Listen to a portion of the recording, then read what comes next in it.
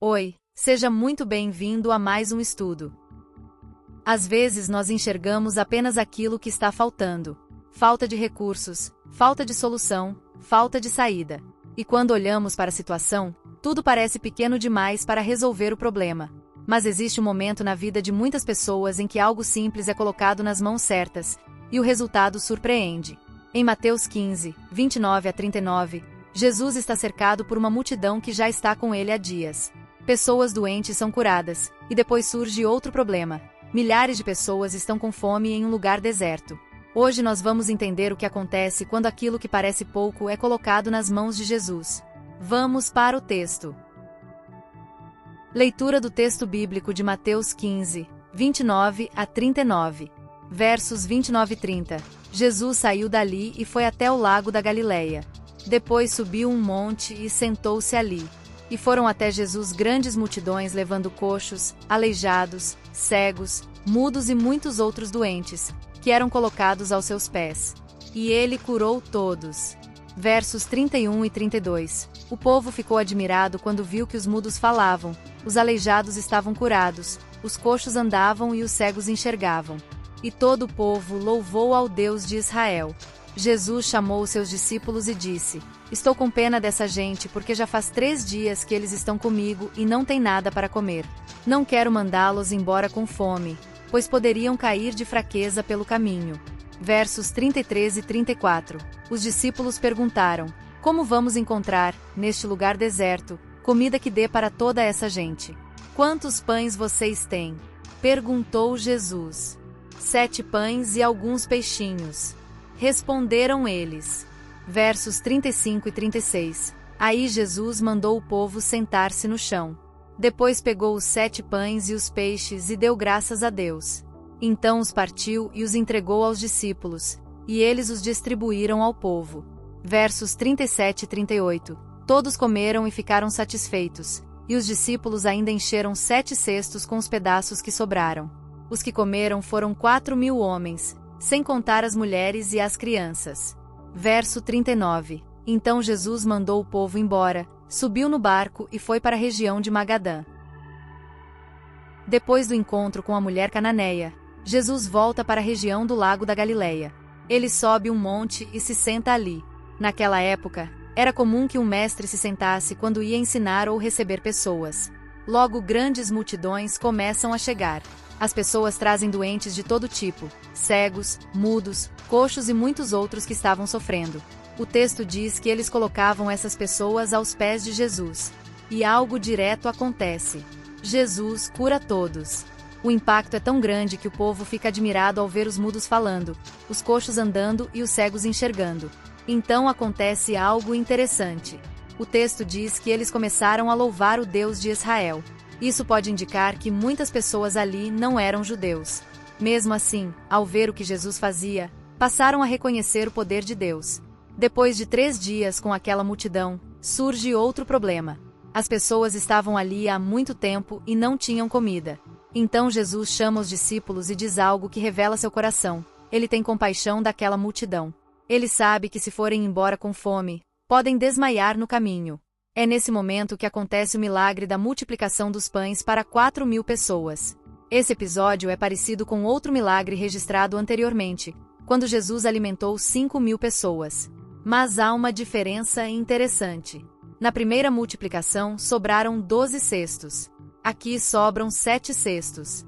Alguns estudiosos observam que esse número aparece em contextos ligados a povos que não eram judeus, o que pode indicar que essa multidão incluía muitas pessoas de fora de Israel.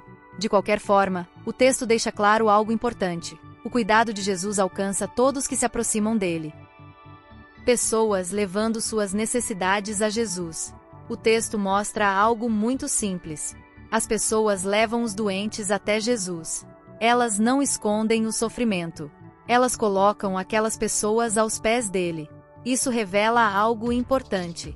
Quando alguém reconhece que precisa de ajuda, procura quem pode ajudar. Ao longo da Bíblia, vemos várias pessoas fazendo exatamente isso. Um exemplo é o de um pai que leva seu filho doente até Jesus pedindo ajuda. A situação parecia impossível, mas ele decidiu procurar Jesus mesmo assim. Marcos 9, 17 a 27. Essas histórias mostram algo simples. As pessoas levavam suas necessidades até Jesus. E ainda hoje muitas pessoas fazem a mesma coisa em oração. Isso me lembra de um momento que aconteceu na minha própria família. Minha filha mais nova tinha acabado de nascer, e nós tínhamos acabado de voltar do hospital para casa. Estávamos vivendo aqueles primeiros dias de adaptação com o bebê. De repente, meu filho mais velho começou a ter muita febre e uma forte dor de cabeça. Depois descobrimos que era sinusite. Ele não queria comer, não brincava, só ficava deitado e sem energia. Meu marido levou ao médico. Ele começou a tomar medicação, mas mesmo assim ainda continuava se sentindo muito mal. Então nós decidimos fazer algo simples. Eu, meu marido e minha mãe nos reunimos e oramos por ele. Pedimos a Jesus que cuidasse dele e trouxesse cura. E algo que nos marcou aconteceu. No mesmo dia, ele começou a melhorar. A febre passou, ele voltou a brincar e também voltou a comer normalmente. Momentos assim nos lembram de algo simples. Quando levamos nossas preocupações a Deus, estamos reconhecendo que precisamos da ajuda dele. O poder de Jesus em restaurar. O texto diz que os mudos falavam, os coxos andavam e os cegos enxergavam. Não são pequenas melhorias. São mudanças claras. Pessoas que antes não podiam falar começam a falar. Pessoas que não conseguiam andar passam a caminhar. Isso mostra o poder de Jesus sobre aquilo que parecia impossível. E o resultado não é apenas alegria. O povo começa a louvar a Deus. Os milagres apontavam para algo maior. Eles revelavam quem Jesus é. A compaixão de Jesus pela multidão. Depois de 3 dias, Jesus percebe que as pessoas estão com fome. Ele diz aos discípulos que tem pena daquela gente.